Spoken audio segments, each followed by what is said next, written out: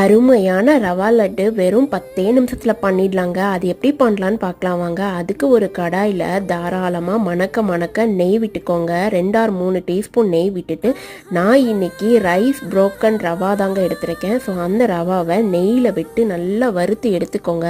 நெய்யில் நல்லா மொறுமொறுன்னு வர வரைக்கும் ரவாவை வறுத்து எடுத்துக்கோங்க. அப்புறமா கேஷ்யூ நட், பிஸ்தா, ஆல்மண்ட் இது எல்லாமே ஒரு கை எடுத்திருக்கேன். நான் இன்னைக்கு பார்த்தீங்கன்னா 30 ரவா லட்டு பண்ண போகிறேன். அதனால ஒரு கை அளவு இந்த அளவுக்கு எடுத்திருக்கேன். ஸோ உங்களுக்கு தேவையான அளவு எடுத்துக்கிட்டு கொஞ்சம் நொறுங்க உடச்சி எடுத்துக்கோங்க. அப்புறமா ஒரு கடாயில் 3 or 4 டீஸ்பூன் நெய் விட்டுட்டு அதையெல்லாம் வறுத்துருங்க. வறுக்கும் போது இதெல்லாம் போட்டு கொஞ்ச நேரம் வறுத்துக்கோங்க. அப்புறம் உலர் திராட்சை எடுத்து கொஞ்ச நேரம் கடைசியா போட்டு நல்லா வறுத்துருங்க. 2 கப் ரவாக்கு 3 கப் சுகர் ஆட் பண்ணிக்கிட்டேங்க. சுடு பாலில் ஏலக்காய் பவுடர், சினமன் பவுடர் ஆட் பண்ணி கொஞ்ச நேரம் மிக்ஸ் பண்ணிட்டு அந்த பாலை கலந்து வச்சிருக்க ரவால கொஞ்ச நேரம் ஆற விட்டுட்டு கையில நெய் தடவி பால்ஸ் போட்டு எடுத்துருங்க.